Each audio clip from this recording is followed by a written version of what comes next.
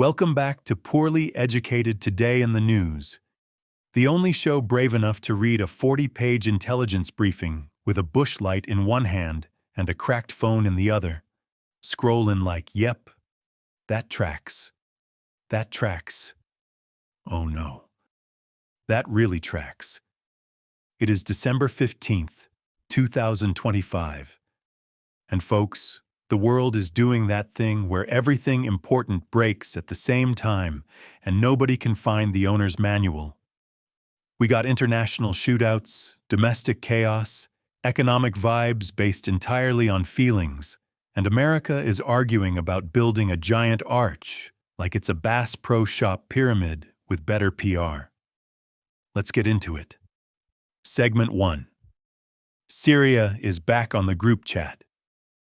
2 American soldiers and a civilian interpreter were killed near Palmyra, Syria, during what was supposed to be a friendly meet and greet with the brand new Syrian government. And by meet and greet, I mean a key leader engagement, which is military speak for we shook hands and then somebody pulled a gun. Turns out this wasn't an outside attack. This was what the Pentagon politely calls a green-on-blue incident, which is when your supposed ally decides today is actually murder o'clock.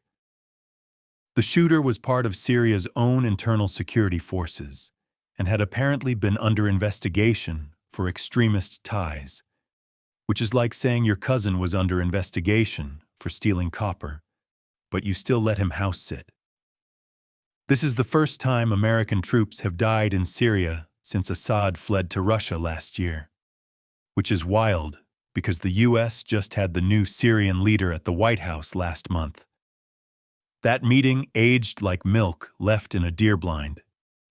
President Trump responded the most on-brand way possible, announcing very serious retaliation while standing at the Army-Navy game, which is basically the Super Bowl for speeches that start calm and end with jets overhead. And sure enough, U.S. fighter jets started buzzing the desert like they're reminding ISIS, hey, we still exist, and we brought receipts. From a poorly educated perspective, this whole thing screams trust issues. We're trying to stabilize a country where half the security forces might secretly be radicalized, and we're doing it with PowerPoint diplomacy and vibes. That's like trying to rebuild your truck with duct tape and optimism. Segment 2. Over in Sydney, Australia, a Hanukkah celebration near Bondi Beach turned into absolute horror. 2 gunmen opened fire from above on families gathered to celebrate, killing 16 people and injuring dozens more. This was the deadliest shooting in Australia since Port Arthur, which is saying something in a country that famously said no thank you to guns almost 30 years ago. The attackers turned out to be a father and son using legally owned firearms, which has Australians now staring at their gun laws like, we thought we solved this already. And here's the thing that hits hardest. One of the heroes who stopped the attack was a Muslim shop owner who tackled the shooter. That's not just bravery. That's a human reminder that hate only survives when normal people don't step up. World leaders are now warning Jewish communities to be on high alert, which is heartbreaking in a way that shouldn't need explaining in 2025. Holidays should mean candles and food comas, not armored police and trauma counseling. Segment 3. Ukraine peace talks or land swap garage sale. In Berlin, U.S. officials sat down with Ukraine's president to talk peace. And by peace, they apparently meant, have you considered just giving Russia the parts it already stole? Reports say the U.S. is pushing a land for peace deal that would freeze borders where they are, which sounds less like diplomacy and more like telling your neighbor he can keep your lawnmower if he promises not to steal your truck. Ukraine says no formal surrender of territory, but maybe no NATO membership if they get real security guarantees. And America's like, what if we just wrap this war up real quick so we can focus on China and the Middle East and whatever else starts on fire next week? This is classic big power exhaustion, Everyone's tired, budgets are tight, and somebody wants to close the tab. But Ukrainians are looking at this like, we didn't survive this long just to be told sorry. Geopolitical vibes changed. Poorly educated translation.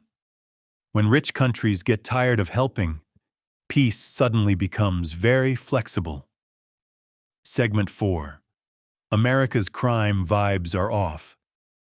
Back home, things aren't too great either. Brown University is still on edge after a campus shooting killed 2 students and injured several more.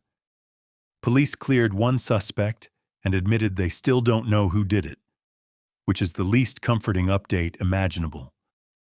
Then Hollywood got rocked when legendary director Rob Reiner and his wife were found murdered in their home. Police are questioning their own son as the primary suspect, which is the kind of headline that makes everyone stop scrolling and just stare at the wall for a minute. This isn't random crime panic. This is existential unease crime. No pattern, no closure, just reminders that safety feels thinner lately. And when the government response is mostly thoughts, prayers, and we're looking into it, people notice. Segment 5. Grandpa got scammed for $81 billion. The FTC dropped a report saying seniors lost $81.5 billion to fraud last year. Billion. With a B, romance scams, crypto scams, AI voice cloning scams, which means somewhere right now a computer is pretending to be your grandson saying, "Hey, Pawpaw, I messed up, need Bitcoin." This is the dark side of technology nobody put in the brochure. We taught everyone to bank online, and now predators are running NASCAR speed laps around regulation. And if you think this doesn't affect you, just remember, eventually we all become the demographic. Advertisers assume still uses a landline. Segment 6. Trump wants an arch, real bad. President Trump unveiled plans for a massive Independence Arch in Washington, meant to celebrate America's 250th birthday. Think Arc de Triomphe, but louder, bigger, and with more eagles. Critics are already calling it the Arc de Trump, which feels inevitable. Funding is reportedly coming from leftover ballroom money, which is the most Washington sentence ever written. No Congress debate, just vibes and marble. At the same time, the administration launched the Presidential 1776 Award, paying students to study the Founding Fathers harder. Nothing says subtle like cash-incentivized patriotism. Poorly educated take. We can't agree on healthcare, housing, or inflation numbers, but by God, we're building a big symbolic thing you can point at from a bus. Segment 7. The economy is Schrödinger's wallet. Because of the government shutdown, half the economic data is missing, so economists are basically guessing by sniffing the wind. Manufacturing in New York collapsed, but optimism shot up. Housing is still rough, but slightly less rough. Tech stocks are wobbling like a shopping cart with one bad wheel. This is the data fog economy. Nobody knows what's happening, but everyone has a chart. And when the numbers finally come in, they're gonna hit like a jump scare. Segment 8. Mahomes falls, winter arrives.